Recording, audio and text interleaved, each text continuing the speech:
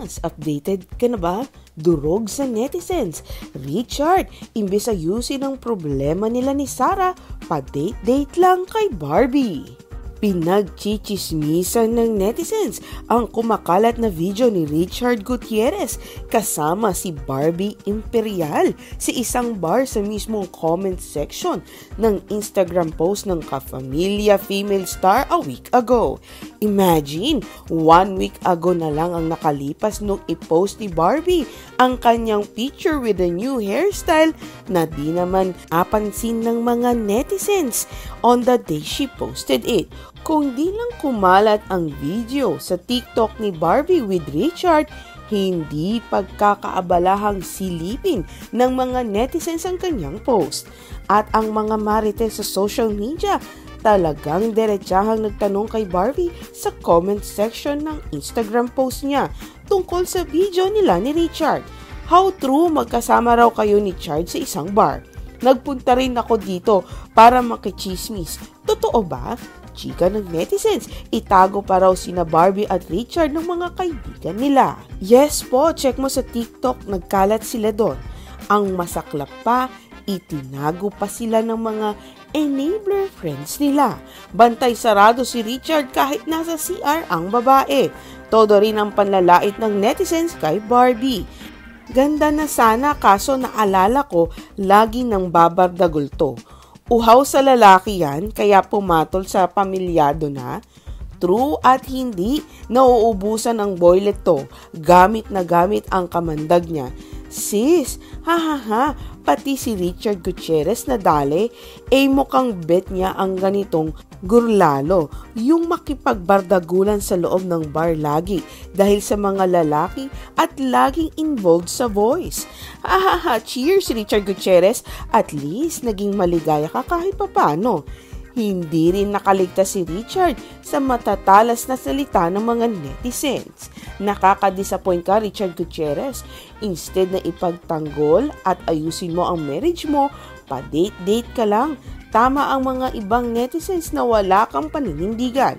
I'm happy for you, Sara Labati. Para siyang nakawala sa hawla, na-suffocate siguro sa marriage nyo.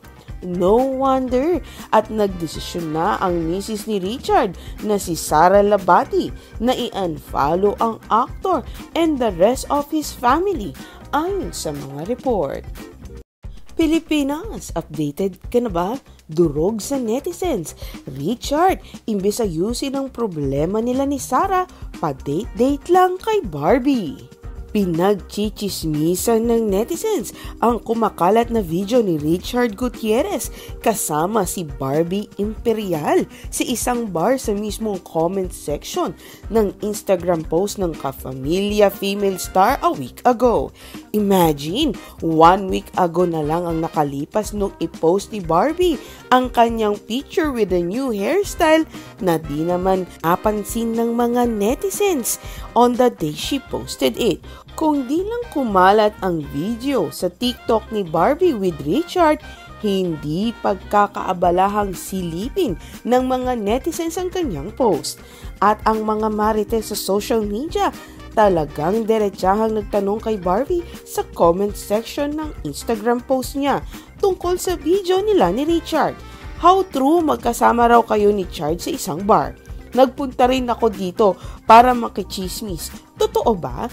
Chika ng netizens, itago pa raw sina Barbie at Richard ng mga kaibigan nila. Yes po, check mo sa TikTok, nagkalat sila doon. Ang masaklap pa, itinago pa sila ng mga enabler friends nila. Bantay sarado si Richard kahit nasa CR ang babae. Todo rin ang panlalait ng netizens kay Barbie. Ganda na sana kaso naalala ko lagi nang babardagulto. Uhaw sa lalaki yan kaya pumatol sa pamilyado na. True at hindi, nauubusan ng boylet to. Gamit na gamit ang kamandag niya.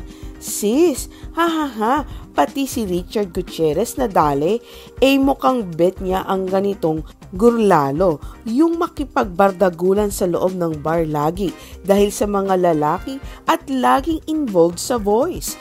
Hahaha, cheers Richard Gutierrez, at least naging maligaya ka kahit papano. Hindi rin nakaligtas si Richard sa matatalas na salita ng mga netizens. Nakaka-disappoint ka, Richard Gutierrez. Instead na ipagtanggol at ayusin mo ang marriage mo, pa-date-date ka lang. Tama ang mga ibang netizens na wala kang paninindigan. I'm happy for you, Sara Labati. Para siyang nakawala sa hawla, na-suffocate siguro sa marriage nyo. No wonder at nagdesisyon na ang misis ni Richard na si Sara Labati na i-unfollow ang actor and the rest of his family ayon sa mga report. Pilipinas, updated ka na ba? Durog sa netizens. Richard, imbes ayusin ang problema nila ni Sara, pa-date-date lang kay Barbie.